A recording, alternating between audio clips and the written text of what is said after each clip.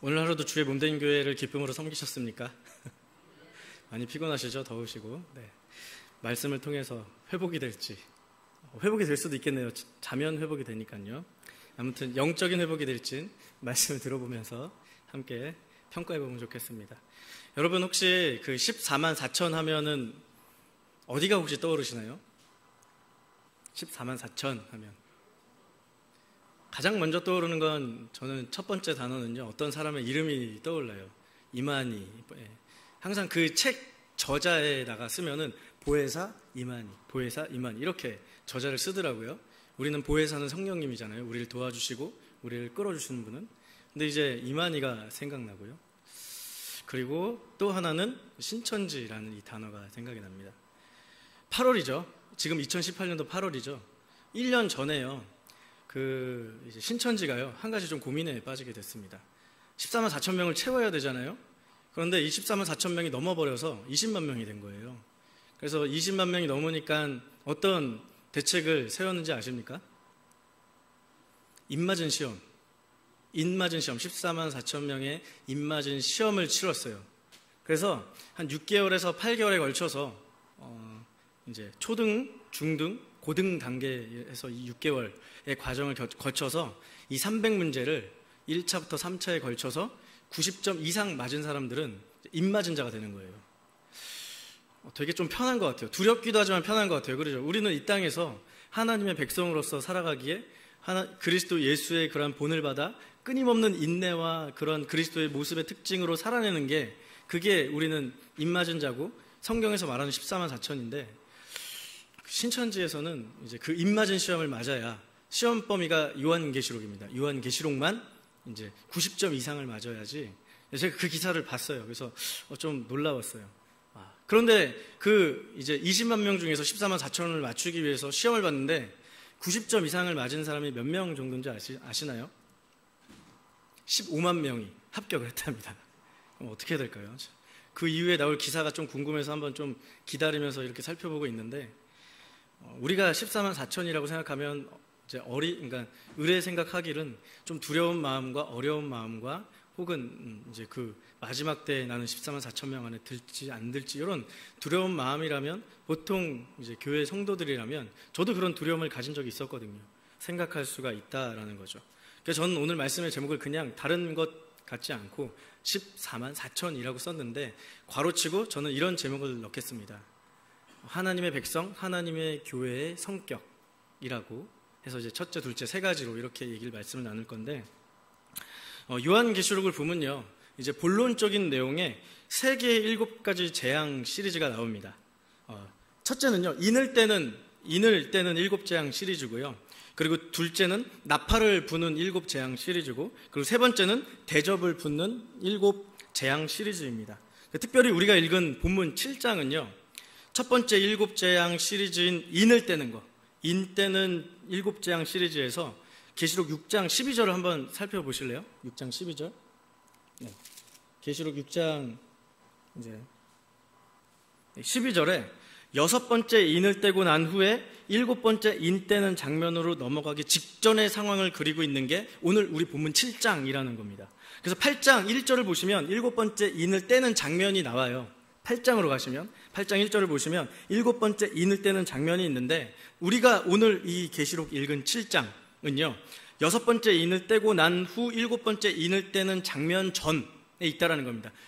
6번째 인을 떼고 7번째 인 떼는 사이에 오늘 이 7장 본문이 있다라는 겁니다.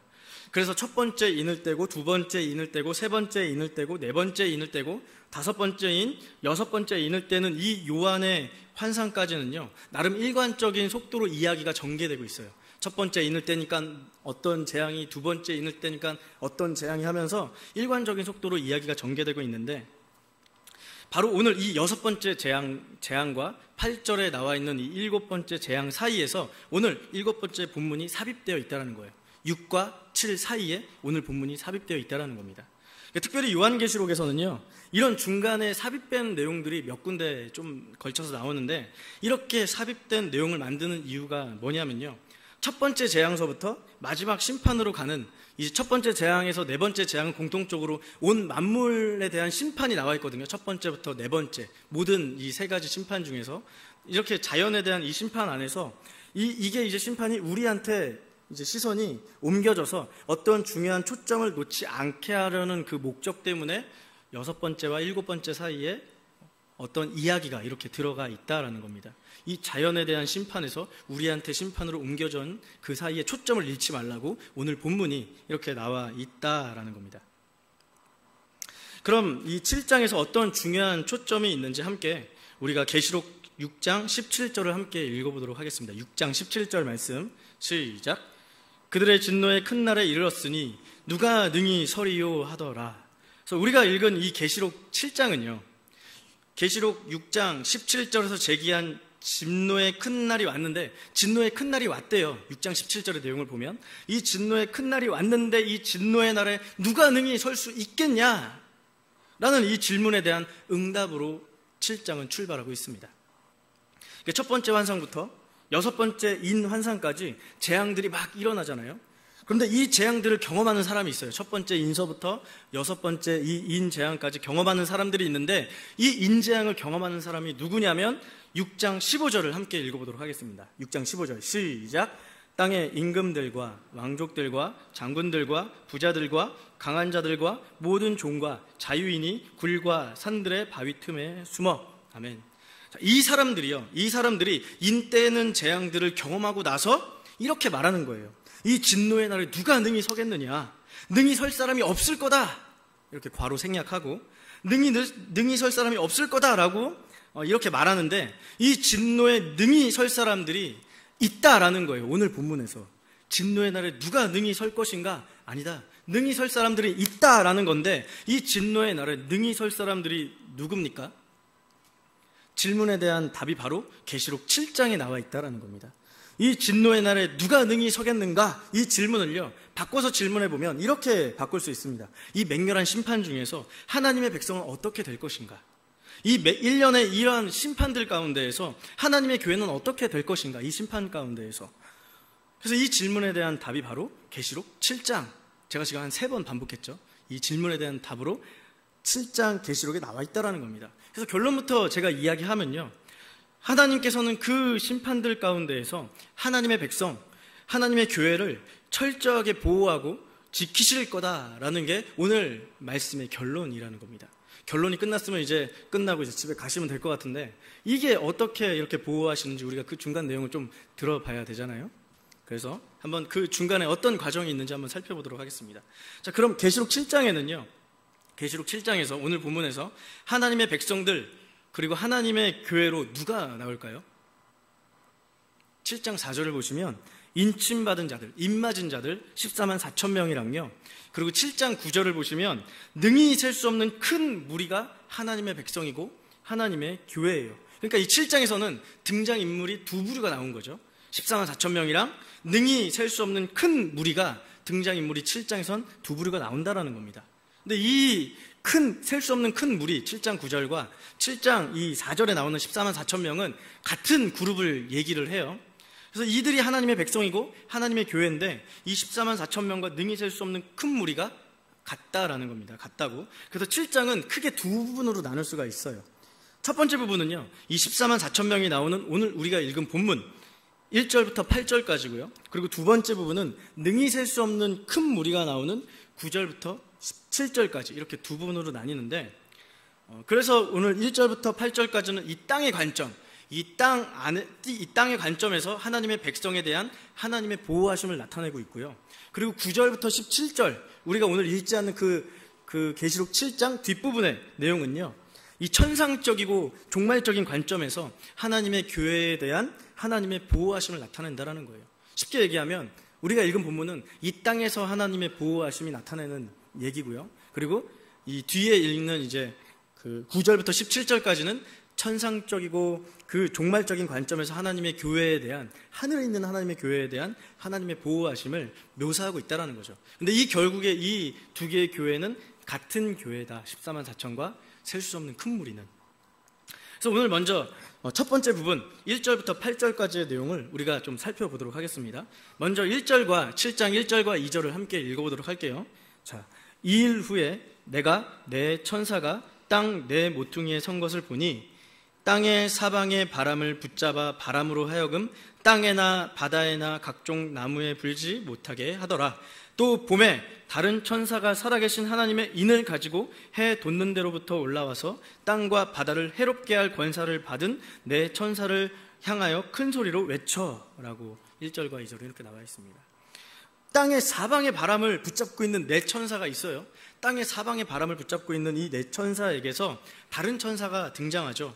그리고 이 다른 천사가 하나님의 인을 가지고 올라와서 3절에 이렇게 얘기합니다. 3절에 이르되 우리가 우리 하나님의 종들의 이마에 인을 치기까지 땅이나 바다나 나무들을 해하지 말라, 심판하지 말라라는 거예요.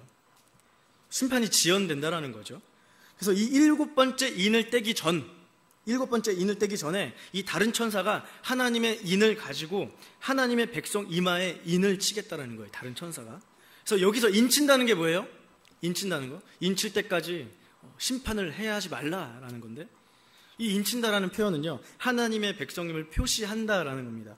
그래서 요한은 이 4절에서 입맞은 자의 둘을 다 세어봐요. 입맞은 자의 수를 세는데, 입맞은 자의 수를 들었는데 그 수가 14만 4천 명이라는 겁니다. 이걸 문자적으로 해석하면 이제 신천지가 되는 거고요.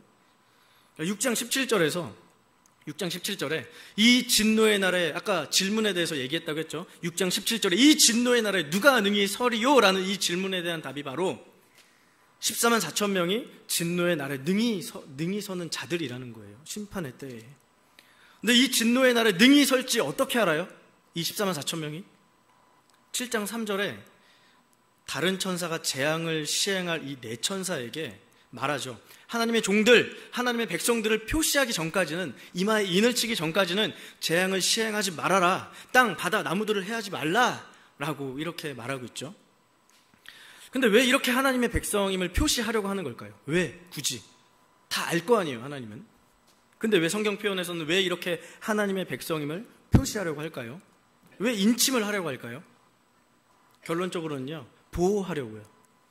이 14만 4천 명을 보호하기 위해서, 표시해서 보호하고 진노의 날에 능히 서기 위해서 표시를 하고 인친다라는 겁니다. 그래서 이 부분, 이 인침을 하는 이유에 대해서 우리가 잠시 후에 잠시 후에 우리가 말씀을 통해서 살펴보도록 하겠습니다. 자, 그렇다면 이 이마에 입맞은 14만 4천 명은 어떻게 구성되어 있을까요? 이 입맞은 14만 4천 명의 구성에 대해서 우리가 좀 살펴보도록 할게요. 자, 5절부터요. 이제 7장 5절부터 8절까지 보시면요, 각 지파당 12,000명씩 총 12지파가 합쳐진 게 14만 4천 명이 됩니다. 근데 이 12지파 인원 개수는요, 민수기 1장을 배경으로 하고 있어요. 그래서 우리가 민수기 1장에 대해서 우리가 파악을 하면 14만 4천 명이 어떤 성격을 가지고 있는지, 하나님의 교회가 어떤 성격을 가지고 있는지 우리는 알 수가 있습니다. 그래서 우리가 말씀을 좀 찾아봐야겠죠. 민수기 1장 45절, 46절을 함께 찾아보도록 하겠습니다. 민수기 1장 45절, 46절, 구약 195페이지쯤에 있습니다. 민수기 1장 45절에서 46절 말씀을, 민수기 1장 45절, 46절 말씀을 합독하도록 하겠습니다. 이같이 이스라엘 자손이 그 조상의 가문을 따라 20세 이상으로 싸움에 나갈 만한 이스라엘 자손이 다 계수되었으니 계수된 자의 총계는 60만 3,550명이었더라. 아멘. 자, 민수기 1장에서는 이 12지파를 계수하죠. 12지파를 셉니다. 그런데 왜 계수합니까? 12지파를 계수하는 목적이 뭐예요? 전투하기 위해서요. 전투하기 위해서. 45절을 보시면, 1장 45절을 보시면 싸움에 나갈 만한 사람들을 다 세잖아요. 계수하고 있잖아요. 그래서 이 계수가 끝나면 이 민수기 10장에서는 이제 신의 광야로부터 행진 진군하기 시작합니다. 그러니까 민수기 1장에서 12지파를 계수한 목적은 전투하기 위해서, 싸우기 위해서 12지파 남자들을 세는 거예요. 그 인원은 60만 3,550명이고요. 자, 그럼 이제 앞에 우리 이제 내용을 토대로, 이 앞에 우리 민수기 읽은 건 토대로 제가 한번 질문해 보도록 하겠습니다. 자, 요한은 왜 계시록에서 12지파 계수하는 소리를 들었을까요? 왜 계시록은 12지파 인원수를 셌을까요? 민수기 1장을 배경으로 하면 왜 셌을까요? 왜? 싸우기 위해서, 전투하기 위해서 센 거예요. 들린 거예요.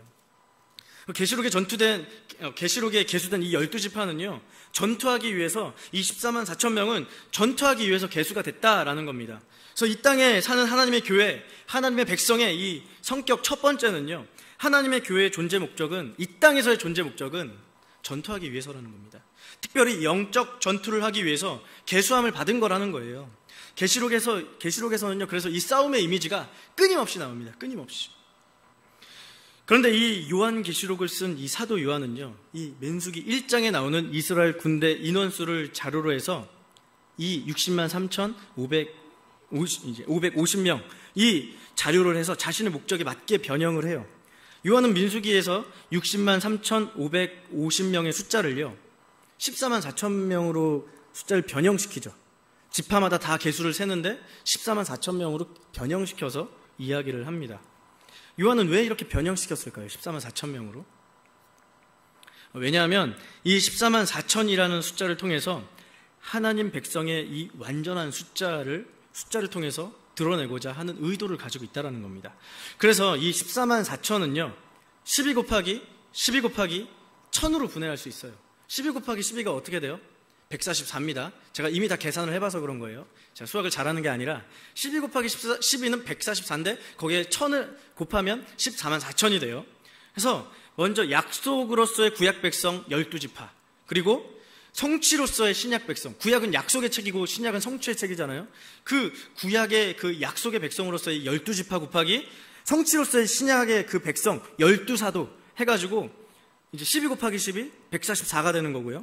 그리고 이 완전성과 무한성을 나타내는 숫자 1000을 곱해서 나온 숫자예요. 1000은 그때 당시 이제 숫자로 최대로 생각할 수 있는, 최대로 이렇게 계산하고 할 수 있는 최대 숫자가 그때 당시는 1000이었다고 합니다. 1000. 그래서 1000을 곱해서 나온 숫자가 14만 4천인데, 이 요한 당시에 사용했던 숫자에 일반적으로 사용하는 최대치, 아까 제가 반복했지만 요한 당시에 사용했던 숫자에 일반적으로 사용하는 숫자 최대치가 1000이라는 거예요. 1000. 그래서 이 14만 4천의 수는요, 상징적인 수예요. 이단들이 얘기하는 실제적인 수가 아니라 상징적인 수라는 겁니다. 그럼 어떤 상징을 의미할까요? 그래서 이 14만 4천은요, 이 하나님의 백성의 완전성, 충만성, 온전성을 나타내는 숫자를 의미한다라는 겁니다. 신천지같이 진짜 14만 4천 명 구원받은 숫자를 채워야 하는 게 아니고요. 15만 명이 넘었잖아요. 입맞은 시험 해가지고. 그럼 어떻게 또 그걸 머리를 써가지고 14만 4천 명에 맞춰야 될까요? 번복하면요, 뭔가 문제가 있는 거예요. 문제가 있다라는 겁니다. 번복하고 얘기를 바꾸면 뭐가 문제가 있고 일관성이 없다라는 겁니다. 이 14만 4천 명은 상징적인 숫자인데, 하나님의 백성의 완전성과 충만성과 온전성을 나타내는 숫자라는 의미에서 14만 4천 명이라는 겁니다. 그래서 이 요한계시록에서는요, 언제나 이 하나님의 백성, 곧 교회는요, 항상 완전한 수로 간주해서 취급돼요. 왜요? 그렇게 구원하신 하나님의 구원이 완벽하다는 의미를 담고 있거든요. 그 하나님의 교회는. 그래서 이 땅에 사는 하나님의 교회, 하나님의 백성의 이 성격 두 번째는요, 하나님의 교회는 완전성과 충만성과 온전성을 나타낸다라는 겁니다. 14만 4천의 숫자가 의미하는 바가 그렇다고요. 그런데 이 완전성, 온전성, 충만성은 하나님 구원하심의 완전성과 온전성과 충만성이라는 겁니다. 그래서 하나님께서 구원하셨기 때문에 이 14만 4천 명의 하나님의 백성은 절대 잃을 수 없다라는 거예요. 그 하나님의 구원의 완전성을 나타내는 상징의 숫자로 14만 4천 명을 이야기하고 있다라는 겁니다. 마지막으로 우리가 알아봐야 될 부분이 있습니다. 이마에 인을 맞은 14만 4천 명입니다. 왜 요한은 하나님의 백성, 하나님의 교회를 상징하는 14만 4천 명에게 인 맞는 표현을 상징했을까요? 왜 인을 맞는 표현들을 사용했을까요? 왜 이마에 인을 맞는지에 대해서 우리가 구체적으로 알아보려면 또 한 번 성경을 찾아봐야 됩니다. 에스겔서 9장 함께 찾아보도록 할게요. 에스겔서 9장 4절부터 6절까지의 내용을 우리가 파악을 해야 왜 14만 4천 명 이마에 인을 치는지 우리는 알 수가 있다는 겁니다. 에스겔 9장 4절부터 6절까지의 내용을 함께 찾아보도록 하겠습니다. 에스겔서 9장 4절부터 6절까지의 말씀.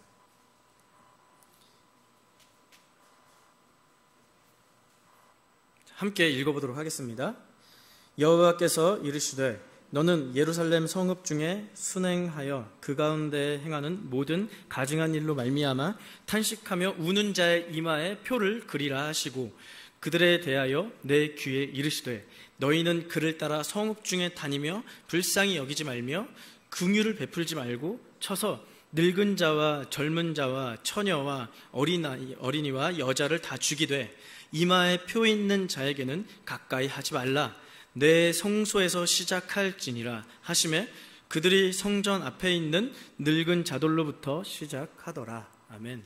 자, 이 에스겔, 우리가 읽은 이 에스겔 본문은요, 이스라엘의 이 죄로 인해서 탄식하면서 우는 자들의 이마에 표가 주어져요. 이스라엘의 이 죄악들에 대해서 안타까워하고 우는 이 사람들에게, 이 이스라엘의 죄로 인해서 우는 자들에게 이마에 인을 치라고 합니다. 인을 표시하라고 합니다. 근데 이 표는요, 이스라엘을 향한 하나님의 심판의 맥락 속에서 주어지고 있어요. 이제 곧 심판을 행할 거다 하나님께서 하는데, 이 심판의 맥락 속에서 이 입맞은 자들이 이 오늘 본문, 이제 에스겔서 본문에 나와 있다라는 겁니다. 그래서 에스겔서 9장에서는 이 표를 받는다라는 건요, 하나님의 입맞은 이 표를 받는다라는 건 철저하게 하나님의 심판으로부터 보호받는다는 걸 의미해요. 4절을 보시면 예루살렘 성읍 중에 순행하여 그 가운데 행하는 모든 가증한 일로 말미암아 탄식하며 우는 자들, 이스라엘의 죄로 인해서 우는 자의 이마에 표를 그려라. 그리고 6절을 보면 이마에 표 있는 자에게는 가까이 하지 말아라. 심판하지 말라. 손대지 말라. 보호하겠다라는 의미를 가지고 있다는 겁니다. 그렇다면 우리는 이 에스겔에서 입맞은 자들이 철저하게 하나님의 심판으로부터 보호받고 있다는 걸 우리는 알았으니까 이 계시록에서 입맞은 14만 4천 명에게 우리가 적용을 하게 된다면 이 하나님의 백성, 하나님의 교회는요, 이 심판 때 털끝 하나 다치지 않을 거라고 생각할 수도 있을 겁니다. 그런데 그렇게 생각하면 절반만 맞는 거예요. 절반만 맞는 겁니다. 사도 요한은요, 에스겔 9장의 이 본문을 사용하면서요, 하나님의 교회가 영적으로 육체적이 아니라 영적으로 하나님의 심판으로부터 보호받는다라는 것을 말하고자 이야기하는 겁니다. 그래서 이 땅에 사는 하나님의 교회, 하나님의 백성의 성격 이 세 번째는, 하나님의 교회는 영적으로 하나님의 심판으로부터 철저히 보호받는다라는 게 이 하나님의 교회, 이 14만 4천 명의 이 성격이라는 겁니다. 그래서 하나님의 백성들도요, 이 땅에 불신자들이 겪게 될 하나님의 심판에 동일하게 노출되어 있는 상태예요. 그런데 영적으로 보호받는다라는 걸 의미합니다. 그래서 6장 9절을 보시면 하나님의 말씀과 그가 가지고 있는 증거 때문에라도 하나님의 백성이 죽임당하는 표현이 나와 있어요. 하나님의 말씀과 그가 가지고 있는 증거 때문에, 그리스도 예수에 대한 그 증거와 증언 때문에라도 이 하나님의 백성이 죽임당한다는 표현이 나와 있어요.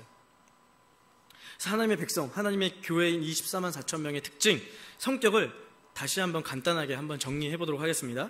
자, 첫째, 지파별로 12,000명씩 계수되어 있는 걸 통해서 알 수 있는 하나님의 백성, 하나님의 교회의 이 땅의 존재 목적, 성격은요, 전투하기 위해서라는 겁니다. 특별히 영적 전투를 하기 위해서라는 겁니다. 그런데 사도 바울도요, 에베소서 6장 12절 말씀에 이렇게 얘기하고 있습니다. 우리의 씨름은 혈과 육을 상대하는 것이 아니요 통치자들과 권세자들과 이 어둠의 세상 주관자들과 하늘에 있는 악한 영을 상대함이라 라고 이 땅에 사는 신자들에게 영적 전투를 해야 됨을 독려하고 있어요. 그리고 고린도전서 15장 50절에는 이런 말씀이 있습니다. 사도 바울은 혈과 육으로는 하나님의 나라를 이어받을 수 없다라고 얘기를 합니다. 여러분들의 삶 속에서 영적 전투를 포기하시면 안 된다라는 겁니다. 그러려면 여러분들의 삶의 이면에, 우리들의 삶에 살아가고 있는 이 삶의 이면에 사탄적인 요소를 구별할 수 있어야 된다라는 거예요. 이 시대의 문화 속에 사탄적인 요소가 뭔지 판별할 수 있어야 된다라는 겁니다.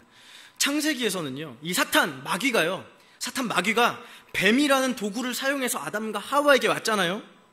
마찬가지로요, 사탄은요, 각 시대별로 여러 가지 도구들을 사용해서, 여러 가지 정치체제, 여러 가지 그런 도구들을 사용해서 하나님의 백성들을 미혹했어요. 폭력과 죽임을 통해서 변절하게 만들거나, 혹은 이 성이라는 것들을 이용해서 미혹하고 인간의 쾌락의 문화를 이용해서 하나님의 백성을 넘어뜨리려고 각 시대, 사탄은요, 각 시대의 그 문화와 정치 제도와 여러 가지 경제 제도와 특별히 그 창세기 얘기했던 것처럼 이 뱀이라는 도구를 타고 우리한테 접근을 하고 있다라고요. 각 시대별로 이런 세상 속에서 사탄이 역사하는 걸 성경에서는 공중의 권세 잡은 자라고 얘기를 합니다. 그래서 마지막 대접 심판 때, 6번째 대접 심판 때 그 대접이 하늘에 뿌려지잖아요. 그 하늘에 왜 뿌려집니까? 사탄을 마지막 없앤다라는 의미로서 하늘에 대접 심판이 뿌려진다라는 겁니다. 6번째 대접 심판에서. 성경에서는 공중의 권세 잡은 자라는 걸 하늘에, 사탄은 하늘의 공중 권세 잡은 자라고 얘기를 해요. 그래서 저와 여러분들이, 특별히 여러분들이, 말씀을 듣고 있는 여러분들이 하나님의 백성이라면 당연히 나오는 반응은 이겁니다. 영적으로 분별하고 영적 전투하기를 포기하지 않는 겁니다. 그럼 우리는 어떤 방식으로 영적 전투를 해야 될까요? 계시록 7장 14절 하반절 말씀입니다. 제가 읽어드리겠습니다. 이는 큰 환난에서 나오는 자들인데, 여기서 환난에서 나오는 자들은 14만 4천 명, 능히 셀 수 없는 큰 무리를 얘기합니다. 어린 양의 피에 그 옷을 씻어 희게 하였느니라. 이 14만 4천 명, 참 하나님의 교회는요, 어린 양이신 그리스도 예수께서 싸우신 방법대로 그 고난 속에서 인내하는 방법으로 싸워 이깁니다. 더욱더 구체적으로는요, 이 하나님의 말씀을 가지고 이 세상의 악한 권세 잡은 자들을 향해서 싸운다라는 거예요. 더 구체적으로 얘기하면 하나님의 말씀으로. 이게 전투 방법입니다. 고난 속에서 인내하는 방법으로 주님께서 싸워 이기신 것처럼 우리도 이 고난 속에서 말씀으로서 인내하는 방법들을 배우고 싸워야 된다는 게, 이게 전투 방법이라는 거예요. 둘째, 14만 4천이라는 숫자를 통해서 알 수 있는 이 하나님의 교회는요, 구원받은 성도들을 뜻한다고 했죠. 하나님의 완전성과 충만성과 온전성을 나타낸다라는 겁니다. 12 곱하기 12 곱하기 1000이라고 했죠. 이 14만 4천으로 상징되는 이 하나님의 교회는요, 하나님의 백성의 완전성과 충만성과 온전성을 상징하는 숫자라고 계속 반복해서 얘기했습니다. 근데 이 구원은요, 이 14만 4천이 하나님의 백성, 하나님의 교회가 완전 무결해서 완전한 게 아니라는 거예요. 구원해 주시는 하나님의 구원이 완전성이 완전하기 때문에 완전하고 충만하고 온전하다라고 생각하시면 됩니다. 우리가 잘나서 우리가 완전하고 충만한 게 아니라 구원하신 그 하나님이 완전하고 충만하시기 때문에 충만하다라는 겁니다. 계시록 6장 17절에서 그랬잖아요. 이 진노의 큰 날을 누가 능히 서리요? 바로 14만 4천이다. 하나님께서 구원하시는 14만 4천이다 라는 겁니다. 하나님의 구원은요, 하나님의 백성에 대한 하나님의 구원은 절대 포기하지 않다라는 걸 성경을 통해서 얘기하고 있다라는 겁니다. 이 요한계시록을 받은 수신자들이 누구예요? 이 요한계시록 편지를 받은 수신자들은 요한이 누구한테 이 편지를 보냈어요? 소아시아 7교회한테 보냈어요. 이 편지들을. 계시록 1장 4절에 이런 표현이 있습니다.